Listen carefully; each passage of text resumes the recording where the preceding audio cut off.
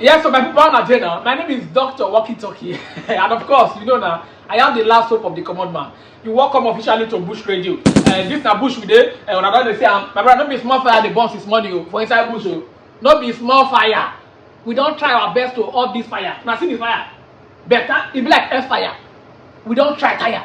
But as a journalist, we need to know the cause of this fire. I can't begin to investigate. They ask people, what it cause this fire? Now tanker for. They say if na tanker for, say good. Say no be tanker for. I say, what it go happen? Oh boy, now we call the year inside Bush, inside story, matter to matter. They say now Minister of Women Affairs. Now she use the mouth, blow fire.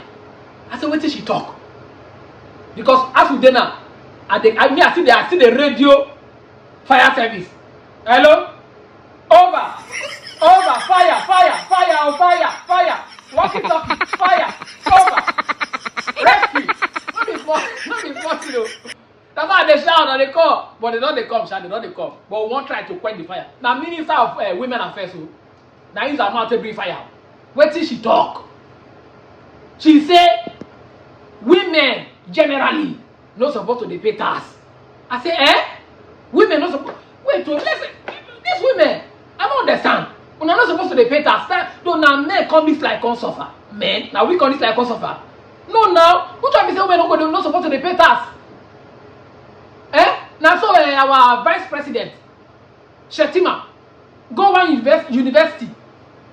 If somebody give boys and girls money, he go give only girls money, 25 million. He said boys will sort with, oh God. He said now boys, now they know how to work to take help themselves. So make they go work hard. This life is I don't just want to talk about them. My brother, if you say men women know they pay tax, you see this craze one another start. When I go finish am for this country, that means as I did now, I think if I want to open a company now, I don't need to put my name. I'll just put my wife's name now. Yes now. She will now craze. We can follow na craze this craze now. I go just put my wife's name as the CEO of the company. So that and men know where they pay tax again too now. You understand? I just pity for those men who say they don't want to marry. And also, all those even if you don't marry, if you get girlfriend, if you want to open company, use your girlfriend name. Because you don't want to pay tax. Because they say women know where they pay tax. So use your side chick name. But make sure say you trust the side chick. And now, if you don't get side chick, if you get sister, put your sister name now. Yes now. We go create this craze together. So that everyone more cool scatter the country. Now they see why Bobrisky give up.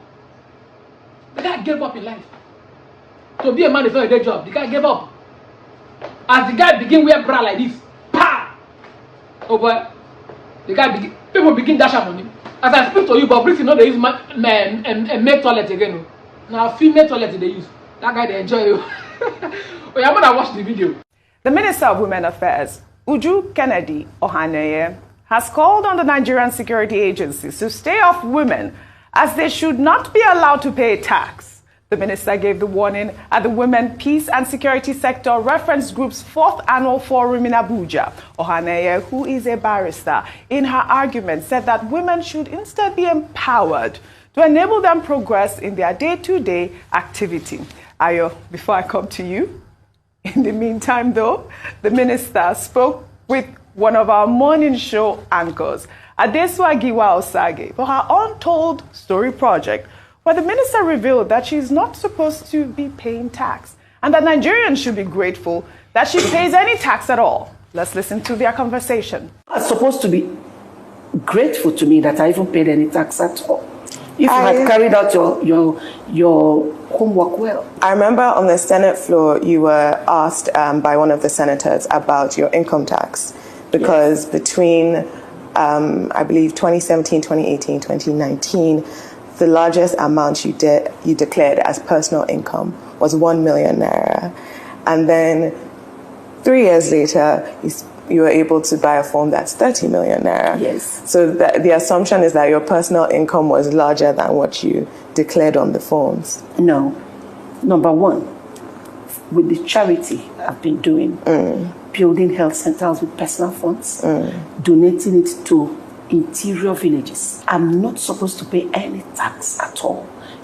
All right. I mean, Adeswa, well done there. This she did in October. At least we can say that she's consistent in her, advocacy in this tax issue. But there's a big problem here because charity work cannot be exempted from personal income. But let me tell you, she also presented her budget. And one of the issues in her budget, which I saw and which Adeswa actually highlighted to me, was that she's budgeting about 2.5 billion naira on things like cooking gas, deep freezers to different groups. I mean, I don't know what this is about, but I know she has come under fire for that as well. During that meeting, Senator Karim Sunday Kogi asked her the same question, saying, looking at your tax returns, would you say that you have been paying enough taxes to the Federal Republic of Nigeria? In 2018, you declared an annual income of 1 million. In 2019, you declared an annual income of 841,000 naira. In 2020,